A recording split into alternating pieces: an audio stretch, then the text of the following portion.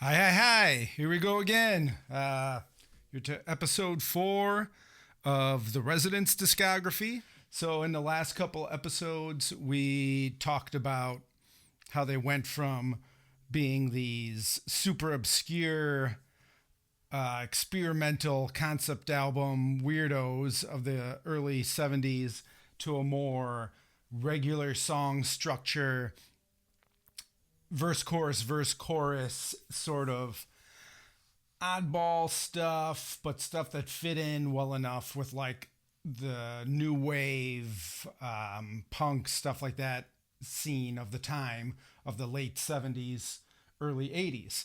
And so they're kind of compared to their early years, those late 70s years are kind of blowing up, got a lot more recognition.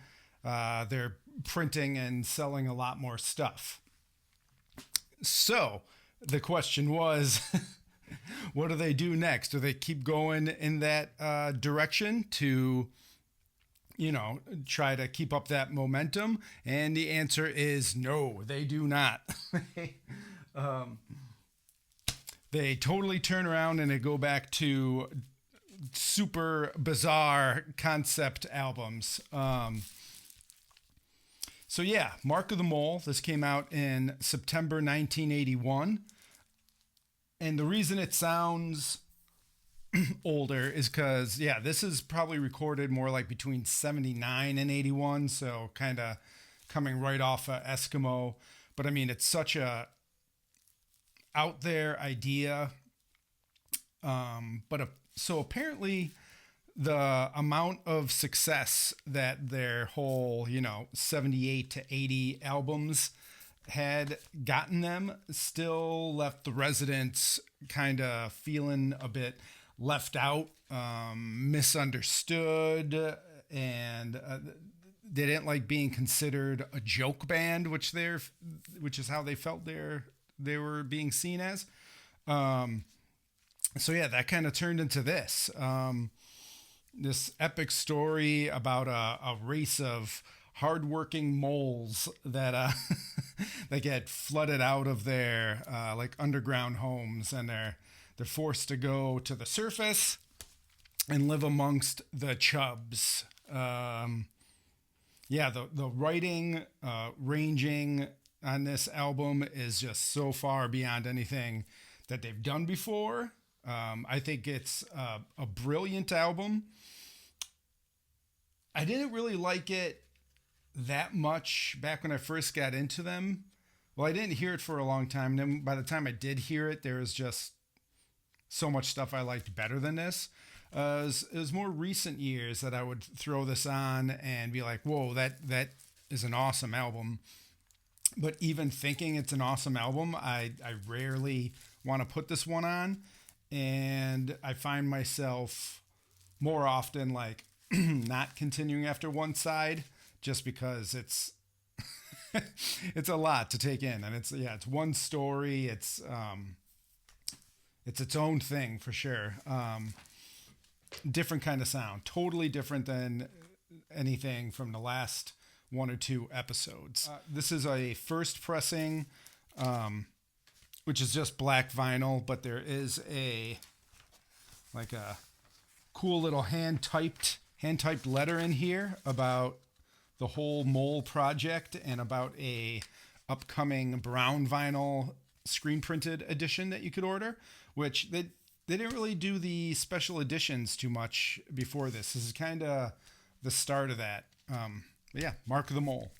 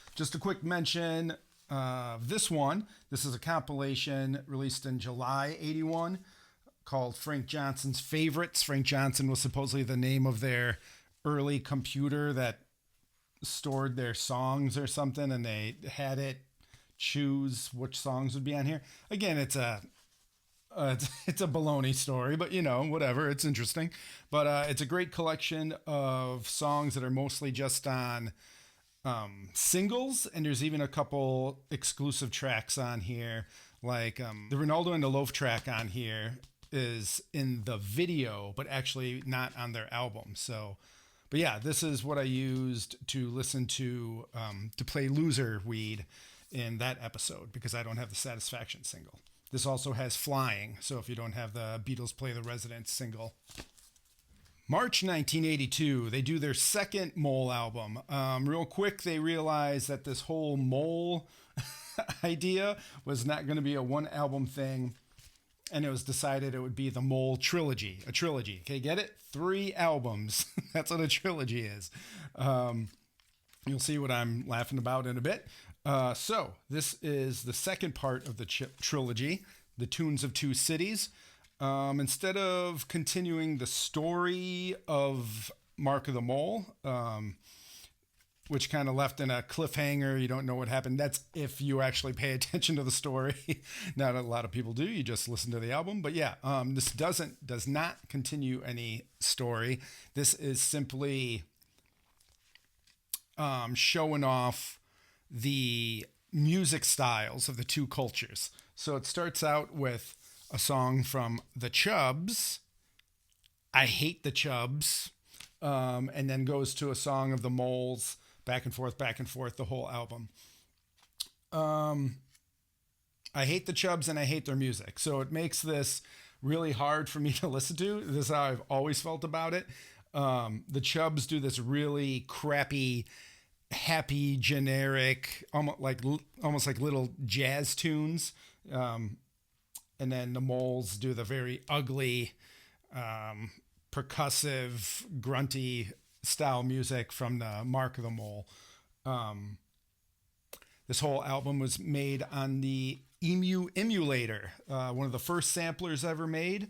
They got some of the first ones built. Stevie Wonder had the first one. Then they got a few of the other early ones. And that started their relationship with Emu. They would use their gear for the next decade, not exclusively, but very heavily. Because of the going back and forth, I kind of really wish they would have done this more as like a split LP, like put all the Chub songs on one side, all the Mole songs on the other side, so people like me can actually listen to the cool Mole songs. I hate the Chubs. I hate their music. If you're not getting it, it's very obvious that the Residents are the Moles, and they're fighting the norms, and the music industry, and they're hard workers, and they should be respected and stuff, and they just don't like it, So that's the sort of thing that's going on with this trilogy.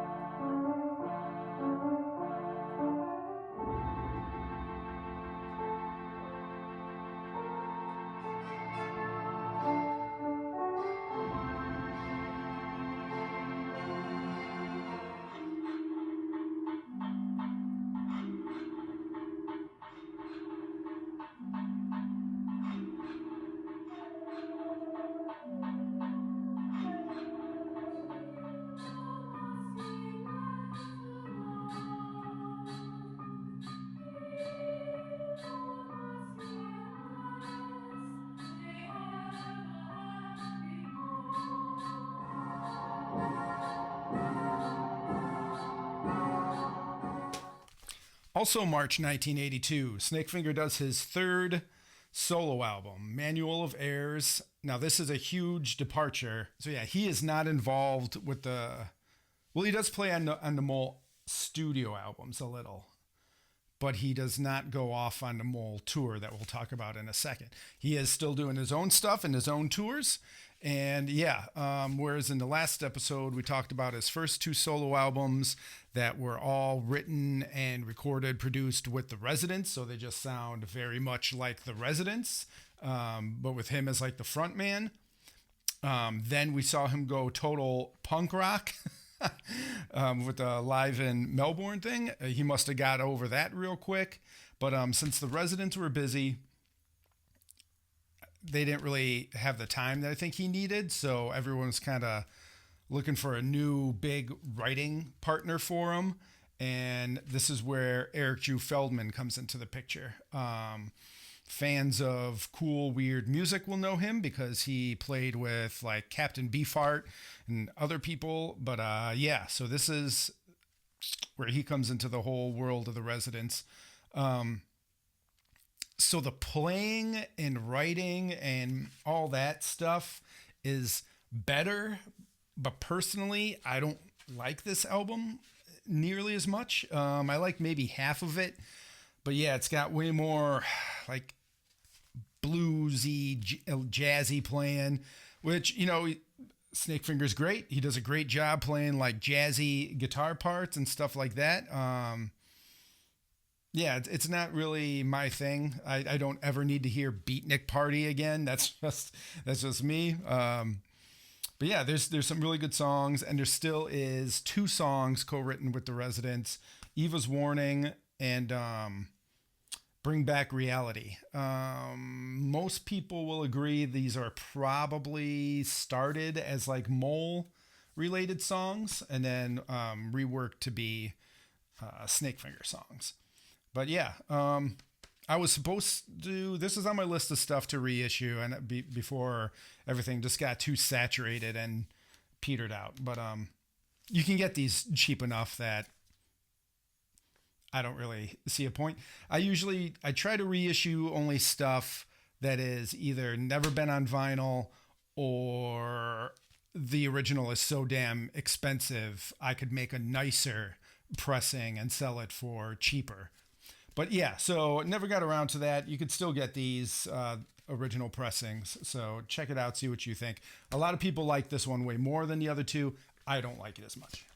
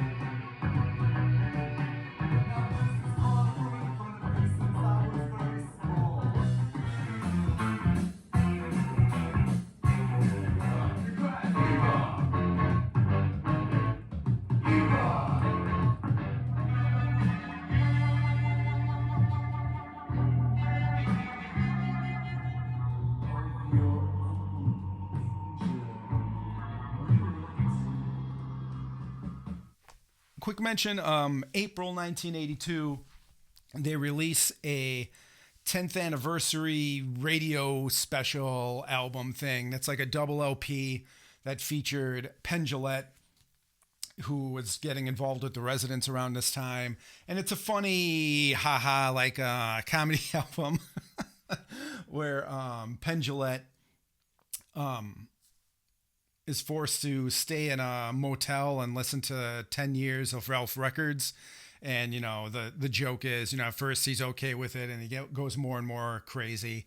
I only heard about it for many, many years, and then I finally picked up a vinyl copy. I think I played it once and sold it. It's not really my thing. Some people love it. It's, you know, it's of the times. I don't really think it's necessary, but I thought I'd mention it here. It does exist. October 1982, Intermission. It says right here on the back, this is not part 3 of the Mole trilogy. And that is on the back of several Ralph Records releases of the next couple years. This is not part 3 of the Mole trilogy. It is a Mole album.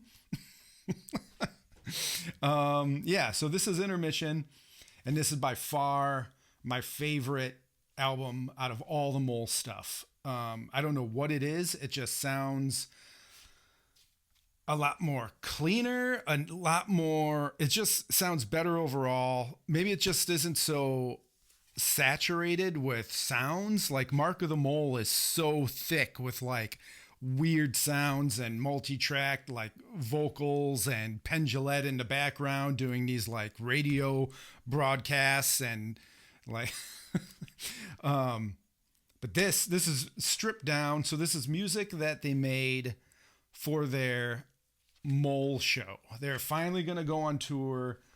They're bringing the Mole trilogy, not yet a trilogy, supposed to be a trilogy, on tour. And this is music they made specifically for the beginning of the show, intermission of the show, and the end of the show. And yeah, this is just, it's really good stuff. For a while, you could find these super cheap. Like this is an original copy, still in the shrink wrap. I got it sealed. I opened it because that's what I do. I open records and I listen to them. Because at this time they were pressing a lot. These weren't limited edition. Ralph Records were really pressing as much as they could. But this has great songs on it, like Moles Are Coming, Would We Be Alive? Those have become like kind of anthems in more recent years. They brought these songs back for the more recent tours, and it's really kind of an anthem for the weirdo resident fans, and just being a weirdo here with a bunch of weirdos at a weirdo show.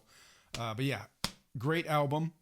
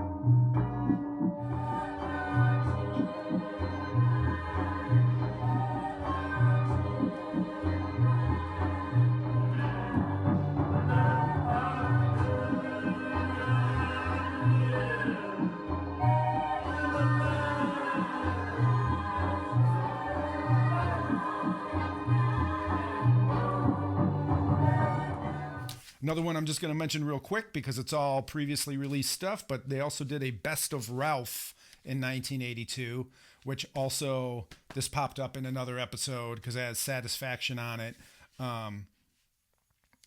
It's got Santa Dog 78 on it. So yeah, again, it's got stuff mostly, if not all, from like singles. So this is a good way to get a bunch of that stuff. I think this was made mostly because they're going to go on tour and they wanted some sort of, collection to plug and sell on tour. All right. That's pretty much it, except the Mole tour. They go on tour for the first time ever. And I guess first we'll just go over some releases. Then we'll talk about how that went. So there's a bunch of stuff from the tour. The first one to be released would be this, which is Live at the Roxy. This came out in October 1982, originally as a bootleg. It was a bootleg soundboard recording from the 2 Roxy shows and sold on bootleg cassettes until the residents were like, hey, don't bootleg our show. Actually, that show sounds good. We're just going to put it out. And it's rumored that Tom Timoney is actually the one who bootlegged it, which is interesting. He actually worked for them and is actually the guy that started UWeb, which was kind of like it was like a fan club thing that had exclusive CDs and I think one vinyl release. And they put out really cool stuff. And he was also, at one point, 90s or early 2000s, Tom Timoney sold off a ton of like Residents stuff that he had stockpiled from when he was kind of running stuff for them. And that's the first time I got a lot of Residents stuff. I contacted him and I bought like shrink wrapped or sealed like 80s copies of most of their albums. I think he threw in some free stuff because I bought so much stuff. So thanks again, Tom Timoney. So yeah, Mole Show Roxy.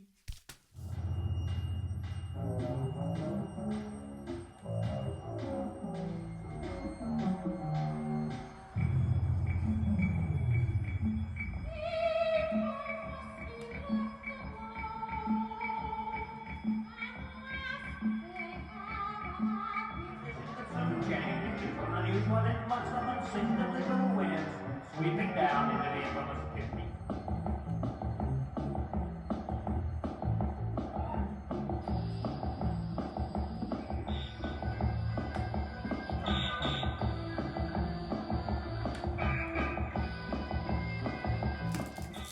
After that, we don't get very many Mole releases for a while, but I'll tell you why in a second.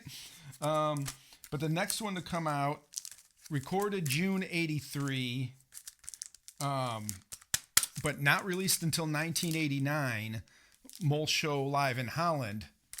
This is only a CD, never on vinyl, a bummer. This is one that I think at one point I was thinking about putting out on vinyl. But yeah, got that one.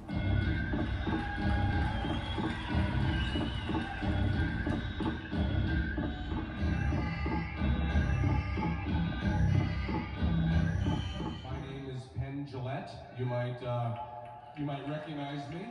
I did the Ralph Records 10th anniversary radio special, and I've also been featured on Kojak a couple of times.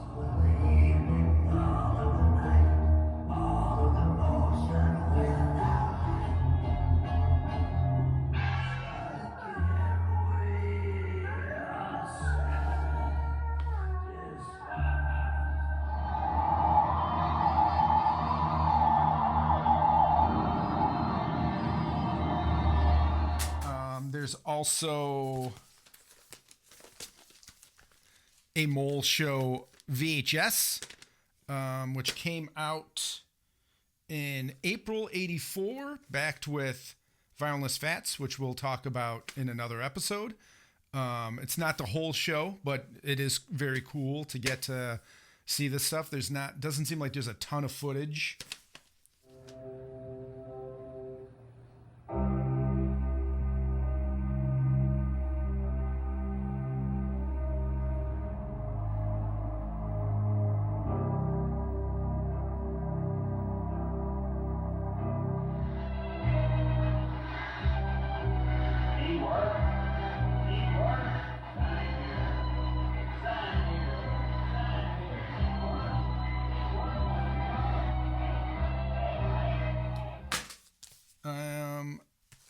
And then let's talk about this one. Then we'll get into a couple other things. This is a really cool release called Mole Dance. That's like an early like test of the Mole show, I think. 1982. This just came out in 2021, November 2021 from Psychofun. And it's one of the coolest releases I have. So the deal with this record is, so these are, Psychofun does like some over the top, kind of awesome vinyl releases. Some people think they're expensive, but I mean, for what you get, they're not that bad. I really should have set up a table or something. I don't know how I'm going to show this to you, but so this opens up to be the stage. Let's see if I can do this. So the gatefold opens up to be the stage. It comes with cutouts of all the guys, so you can make your own little adorable Residence Dollhouse Mole Show. It's got a whole packet of these like postcards, which I think are replicas of all the backdrops that they would put in. This is so awesome. Yeah.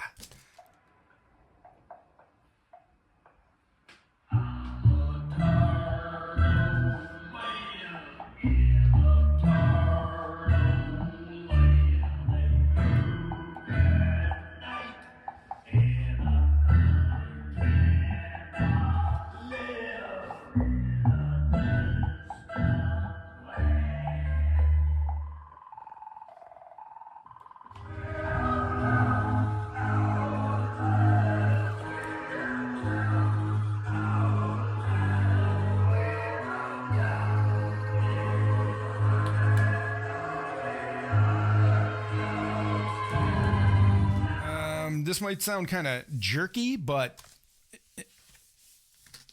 out of all the Resident stuff that's coming out or came out either way in recent years, to me, the only real nice products are made by Psychofun and Secret Records. And that's what happens when it's also colored vinyl. That's what happens when longtime fans work with a band and actually do it right and make sure to do it right and do something nice. So yeah, very awesome. I don't have all the Psychofun stuff just because, again, I'm not a major collector or anything anymore. But a couple more little things I wanted to mention before this episode is over. There was a fucking Atari game made. It was never sold. It was never finished, but there are like, just like still images of what it looked like. Like someone actually worked on a Mark of the Mole game for Atari. Super awesome. And then the last thing I'll mention is the Assorted Secrets album. Okay, the Assorted Secrets album came out in October 1984, but it was recorded in 81 to 83. And I mentioned it in the last episode because Assorted Secrets was like the Residents trying to figure out how to play live. First, the earliest recordings in this album are 81, and you can see they're considering Eskimo as live stuff. They're considering just playing like greatest hits kind of stuff, like what they would do in the 13th anniversary tour coming up in a future episode. Or and then they try some of this Mole stuff. But I mentioned in the last episode because it's obviously recorded the same time as that Gary Panter single. So I don't know if, like, I think I said this in the last episode, if he just happened to be there or what the deal is, but this is obviously those recording sessions, like same time frame. And it also has a very early like Mole show on it. It was originally released only on cassette, and then it was a limited edition CD that added some more Mole stuff on it. I had both. I sold both. I actually just reordered the cassette, and I thought I'd wait till it got here, but why? I'll throw up a picture.